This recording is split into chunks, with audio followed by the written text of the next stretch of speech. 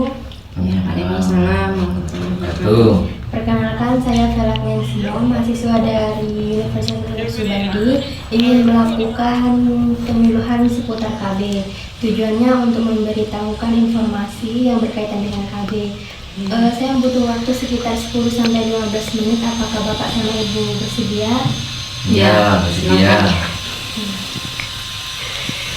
Ini ada definisi KB, yaitu adalah cara membantu ibu dan juga keluarga dalam mengatur jumlah serta jarak kehamilan. Nah, supaya kesehatan ibu dan bayi tetap terjaga.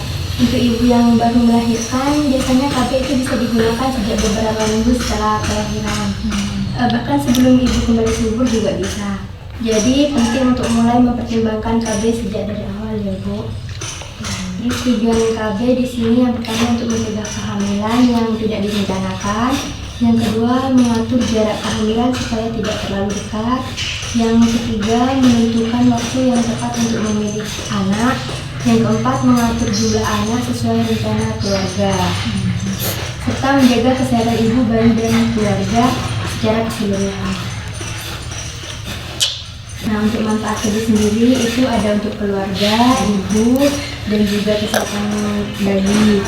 Yang pertama untuk manfaat untuk ibu antaranya mendukung pola asuh dan perhatian optimal pada anak.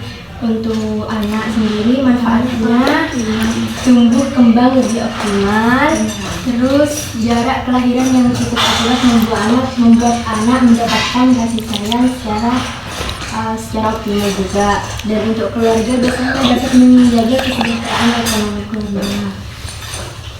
Di sini jenis KB ada 3 ya Ibu. Yang pertama ada KB non hormonal, dan KB alami. KB non hormonal itu biasanya tidak mengandung hormon dan tidak menghambat ASI. Yang kedua ada KB hormonal, biasanya mengandung hormon untuk mencegah kehamilan.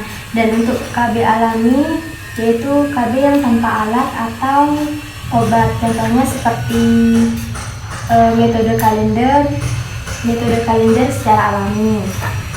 Saya jelaskan satu-satu ya Ibu metode KB-nya. Yang pertama ada pil KB. Cara kerja pil KB itu dengan menghambat pelepasan sel telur.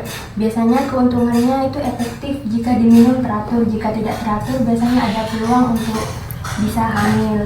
Dan untuk kekurangannya biasanya ini harus diminum setiap hari, jadi harus rutin dan tidak boleh lupa.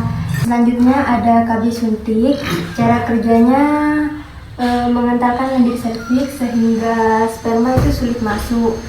Terus keuntungannya efektif untuk mencegah kehamilan dan praktis, tidak perlu diminum setiap hari. Jadi KB suntik ini bisa dilakukan secara beberapa bulan sekali.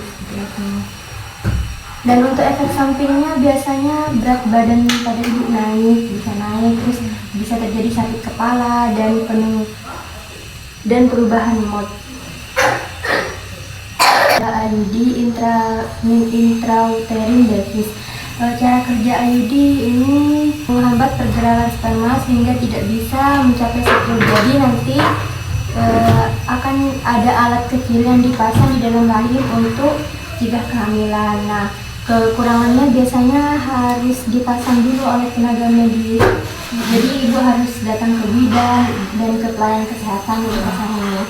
Terus keuntungannya sangat efektif untuk digunakan jangka panjang sekitar 3-10 tahunan.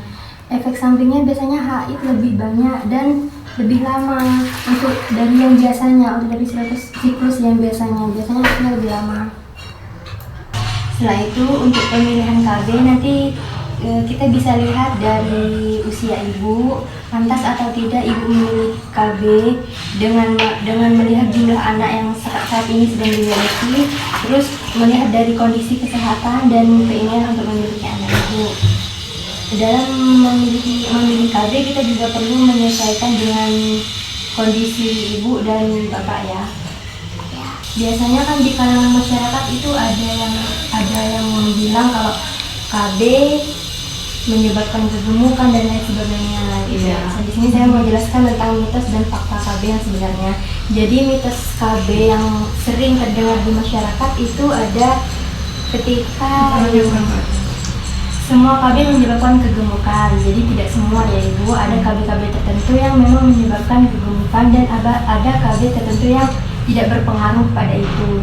Untuk fakta yang sebenarnya, sebagian besar KB itu bersifat sementara dan kesuburan bisa kembali juga, jadi tidak selamanya seperti itu. Dan selanjutnya, mitosnya KB membuat ASI berkurang. Nah, faktanya tidak semua KB juga mempengaruhi ASI. Ada KB yang aman untuk ibu menyusui. Terus mitosnya juga ada lagi KB berbahaya untuk ibu setelah melahirkan. Nah, fakta yang sebenarnya KB justru membantu menjaga kesehatan ibu dan juga mencegah kehamilan terlalu cepat. Sampai sini apa ada yang mau ibu tanyakan? Iya. Iya, mau tanyakan. Untuk apa pemilihan KB gitu ya? Iya. Kan ada pil, KB, kemudian suntik gitu ya. Terus apa lagi satunya tadi? IUD, Kayak IUD, pemasangan IUD itu. Nah, kira-kira itu yang lebih bagus yang mana gitu? Ibu mau yang jangka panjang apa yang jangka pendek? Jangka panjang. Biasanya kalau yang jangka panjang disarankan untuk pemasangan implan dan IUD, soalnya gantinya bisa sampai beberapa tahun sekali. Kalau misalnya pil itu harus diminum setiap hari. Kalau ibu lupa biasanya ada kemungkinan untuk hamil seperti itu. Oh, itu tidak berpengaruh apa namanya untuk ke apa efek sampingnya itu ke penggemukan seperti itu tadi yang sudah disampaikan. Iya, ada beberapa KB yang memang dirancang untuk tidak berpengaruh pada itu ya, seperti tadi pemasangan IUD sama pemasangan implan itu tidak berpengaruh pada kegemukan. Itu cara pemasangannya bagaimana?